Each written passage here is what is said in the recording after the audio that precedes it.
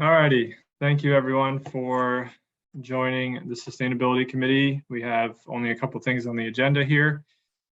First item is the dog park. We discussed this numerous times and just recently in the town council about the bid process that went out. And I believe we only got one bid for the fencing. Is that right, Mr. Manager? That is correct. Okay.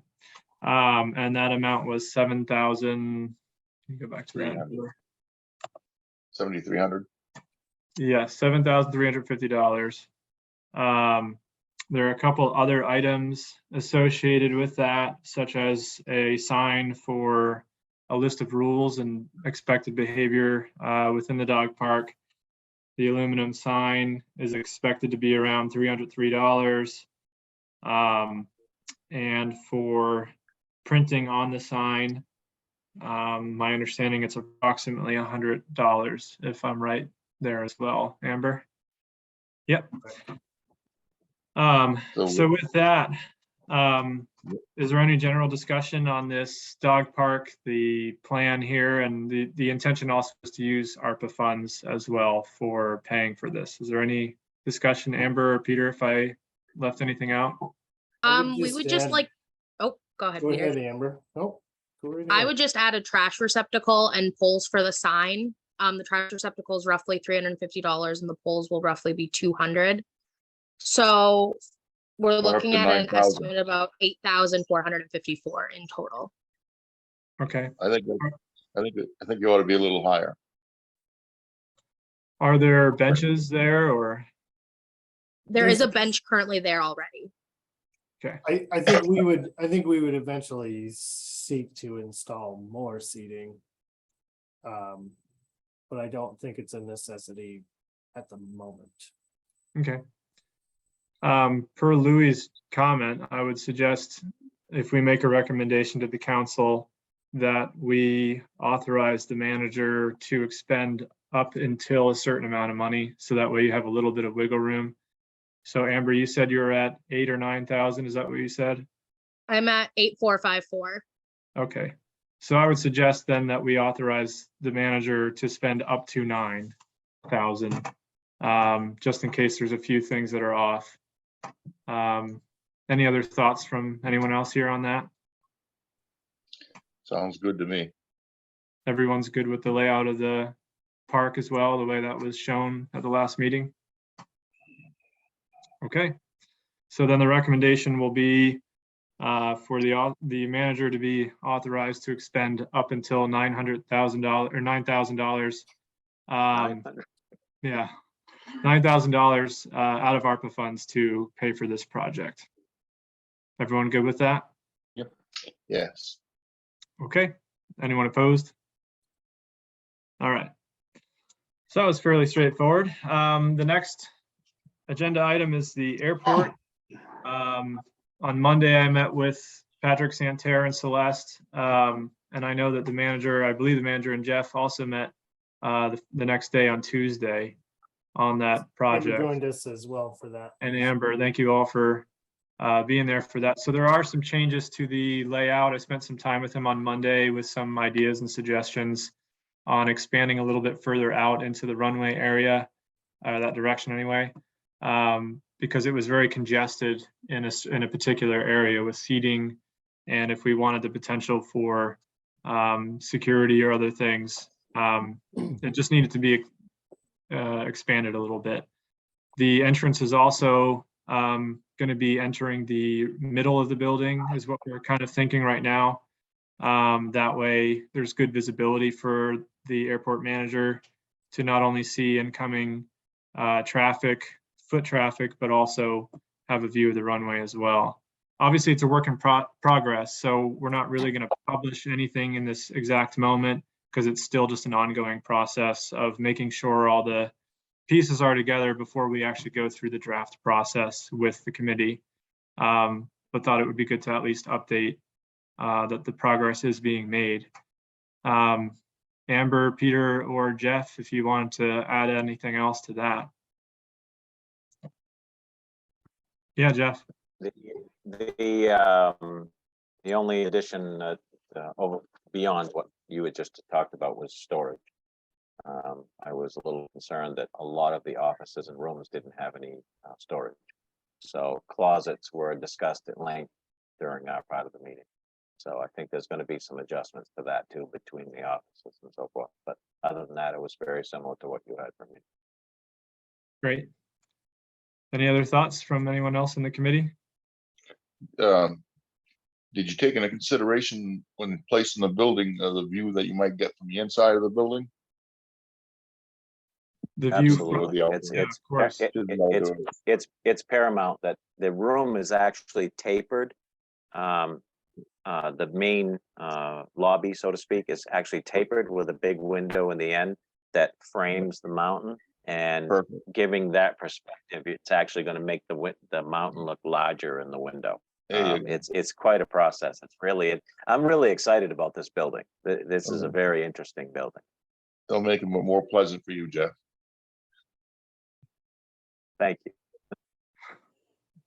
Yeah, the intent is to make it functional, as we've talked about, for a lot of different purposes. So the view that is a central focus of the building is considered for the public or for anyone interested in using that space, but also for the airport manager to have a good view of everything that goes on from one Excellent. centralized point. It's good. It's a very exciting building, and I'm going to be very happy to get everything down on ground level.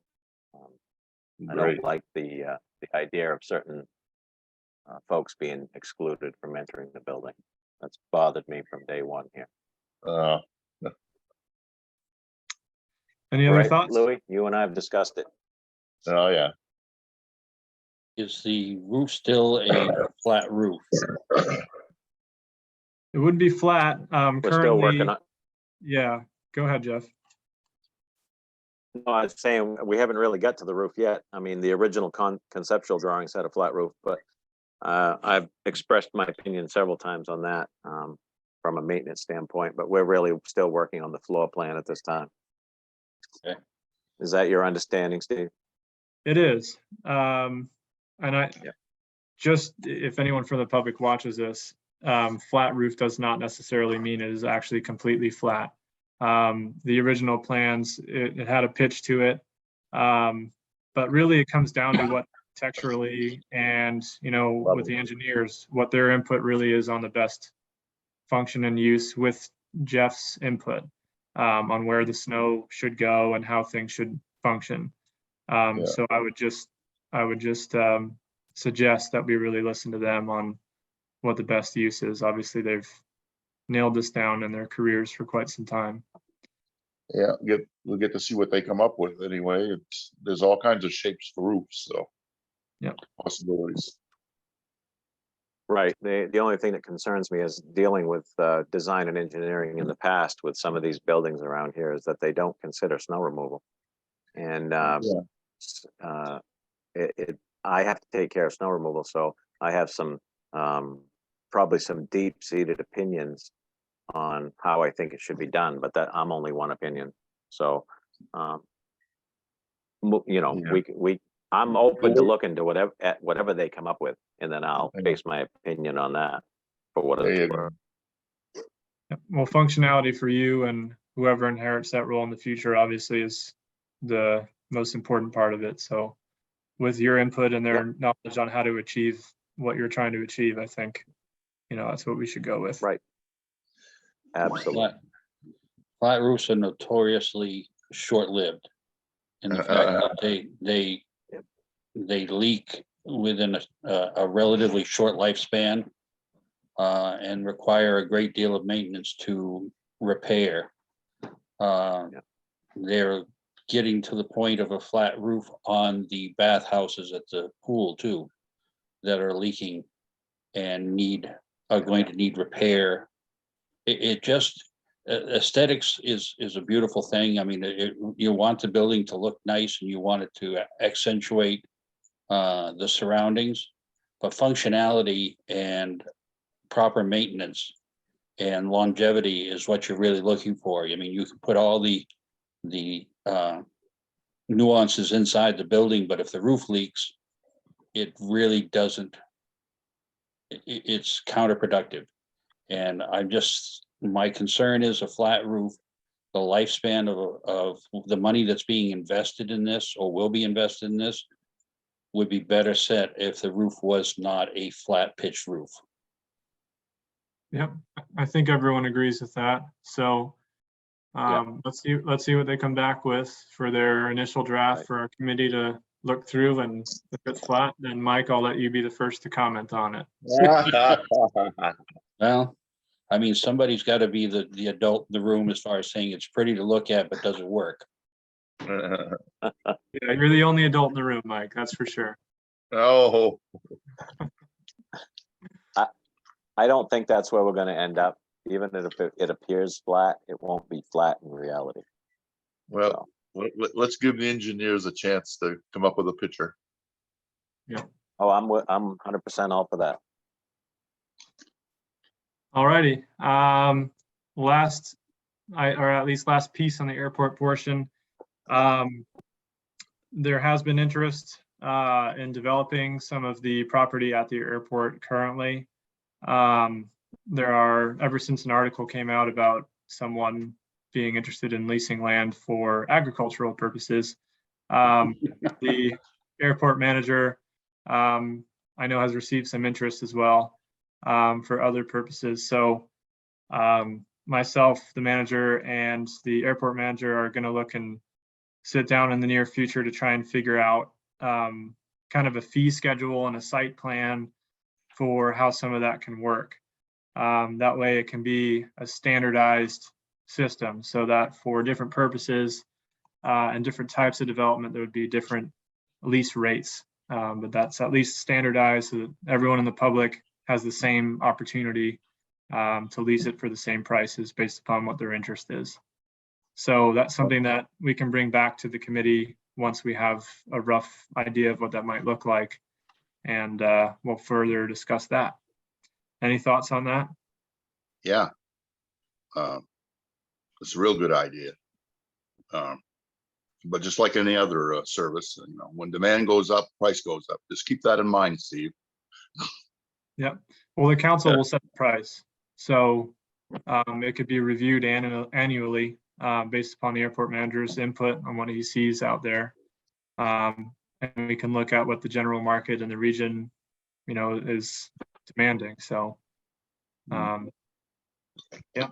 And any personal I think- property or structures obviously would be an additional revenue. So if someone wanted to park construction vehicles or any other type of equipment, that equipment would also be taxed. So on top of a lease rate, the town would also benefit from the tax portion of it. And Jeff, sorry, I cut you off there.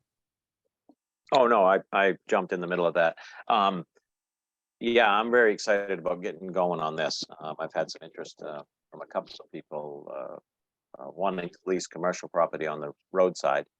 We have quite a bit of flexibility on lease prices on the roadside. I mean, we come up with whatever we think is feasible for commercial lot leases on the roadside. But on the airport side, we have to be very careful of our grant assurances. We can't go way outside the box on pricing. We have to have standardized pricing, which or maybe not standardized, but we need to be similar to other airports in the vicinity. If their lease rate is, 5 cents a square foot in Frenchville, but it's 25 cents a square foot in Old Town, then we can feasibly be anywhere from 5 to 25 cents a foot. We can't just all of a sudden start trying to charge 75 cents a square foot for an acre of land. I would think we'd be better suited to charge something in the 15 to 20 cents a foot range. So on the Sure. airport side, we have to be careful of our grant assurances. On the road side, that's already been accepted by the FAA as airport revenue generating non-aviation availability. So, if I that would think makes you'd want sense. to be comparable anyway. Yeah. I would think you'd want to be comparable What's to that? other airports. I would believe. Yeah, you'd wanna be and it's our grant assurances specify that we have to be comparable on the aviation side. Yeah, well, you want the business, so. Right. And I've got half a dozen people on a list right now that, and 2 of those people want double lots. So Nice. once we determine what we're gonna do there, they're anxiously awaiting us to get started. Thank you, Jeff. Any other thoughts on that? While we're on the subject of leasing, where are we with the leases for the solar arrays that were originally going to be part of the airport? Peter, you know the answer to that? Well, I just had a conversation with Dirigo Solar just a few days ago. So they're interested in another year extension, so that we can get the land and get everything prepared.